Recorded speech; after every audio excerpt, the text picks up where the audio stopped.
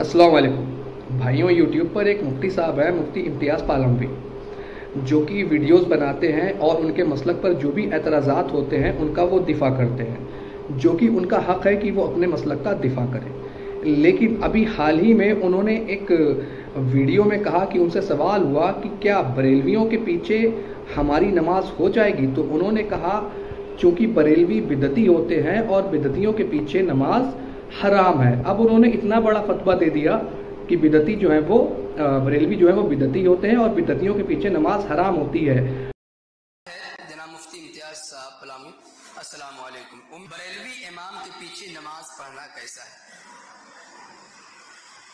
देखें, बरेलवी आम तौर से बिदाती होते हैं, बरेलवी आम तौर से बिदाती होते हैं।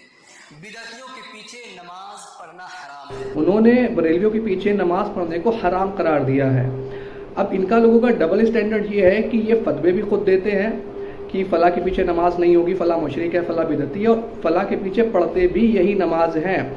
जबकि बरेलवी इन्हें किसी खाते में नहीं डालता, वो इन्हें खुले तौर पर गुस्ताखे रसूल कहता है और इनके पीछे नमाज को वो हरगिज़ जायज़ नहीं समझता। और ये खुद फतवा दे रहे हैं कि बरेलवी के पीछे नमाज हराम है और खुद ही ये उनके पीछे नमाजें पढ़ते भी हैं। बहरहाल इन्होंने ये जो इतना बड़ा फतवा दिया है कि बरेलवी बिदती होते हैं, जबकि इनके अपने मसलक के एक बहुत बड़े मुफ्ती साहब पाकिस्तान कराची के मुफ्ती तारिक मसूद साहब, उन्होंने अहले हदीसों की तारीफ करते हुए कहा था कि उनके अंदर बिदतें बिल्कुल भी नहीं होती। और आगे कहा कि देवबंद के अंदर तो बिदतें होल सेल के तौर पे मौजूद हैं। कहाँ पे मौजूद है? होल सेल के तौर पर। और कहा कि बाज़ देवबंदी तो है वो कब्र परस्त भी होते हैं, यानी मुशरिक भी होते हैं। तो इम्तियाज़ पालमवी साहब, अब आप तारिक मसूद साहब के ऊपर कौन सा फतवा लगाएंगे? क्योंकि उन्होंने ही अपनी आवाम को, देवबंद की आवाम को बिदती बताया होल सेल के तौर पर, ठीक है, और फिर मुशरिक भी बताया। अब क्या देवबंदियों के पीछे भी नमाज नहीं होगी आपके हिसाब से? दूसरी बात, मुफ्ती साहब, क्या आपने फ़ज़ाइल अमाल नहीं पढ़ी जिसके अंदर भर भर के बिदतें हैं, जिसके अंदर भर के शिरक है, जिसके अंदर भर के झूठ है? खुद मौलाना शरफ अली थानवी साहब की किताबों के अंदर से गैरुल्लाह से मदद जायज़ है, ठीक है। खुद उनके पीरो मुर्शिद इमदादुल्लाह मुहाजिर मक्की की किताबों से गैरुल्लाह से मदद जो है वो जायज़ है।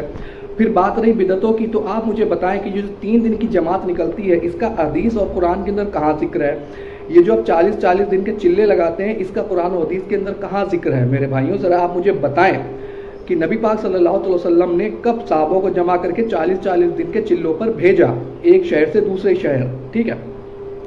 जो साहबी जहाँ गए वो वहीं के होके रह गए, ठीक है। लेकिन आप क्या करते हैं? आप डोर टू डोर घूमते हैं। ये कंपेन इस तरह से साहबिया ने नहीं चलाई, नबी पाक सल्लल्लाहु अलैहि वसल्लम ने नहीं चलाई। मैं आपको बेशुमार चीज़ें दे सकता हूँ कि जो मसलक देवबंद के अंदर गलत हो रही हैं, जो बिदतें हैं, ठीक है। आपकी किताबों के अंदर गुस्ताखी रसूल सल्लल्लाहु अलैहि वसल्लम मौजूद है, आपकी किताबों के अंदर शिर्क मौजूद है, आपकी किताबों के अंदर दर्जनों के हिसाब से, सैकड़ों के हिसाब से जो है वो बिदतें मौजूद हैं। तो फिर अब आपके पीछे भी नमाज नहीं होगी। किसी के ऊपर फतवा लगाने से बेहतर है कि आप अपने आप को सुधारें।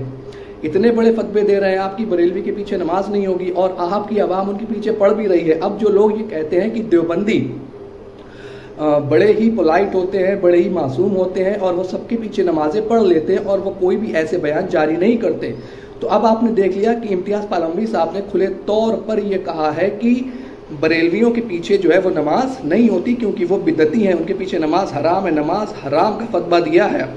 तो अब जो देवबंदी हजरात बरेलवियों के पीछे नमाज पढ़ते हैं वो बराए मेहरबानी ना पढ़ें। मैं कोई बरेलवी नहीं हूँ, आप मेरे चैनल का नाम भी देख सकते हैं, लेकिन जो गलत बात है वो गलत बात है। मुझे खुद बरेलवियों से बहुत सारे इख्तलाफात हैं, लेकिन आप ये फतवा नहीं दे सकते कि फ़ला की पीछे नमाज होगी या नहीं होगी, क्योंकि वो सिर्फ अल्लाह रब्बुल आलमीन जानता है और कोई भी नहीं जानता।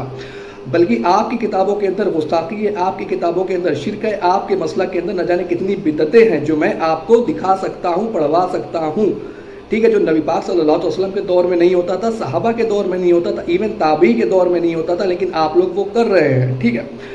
तो आप सबसे पहले तो खुद अपने मसलक को सुधारें, अपने मसलक के अंदर की बिदतों को, शिर्क को और कुफ्र को बाहर निकालें, उसके बाद आप ऐसे फतवे दें। उम्मीद है कि बात आपके समझ आई होगी। इल्लल बलाग।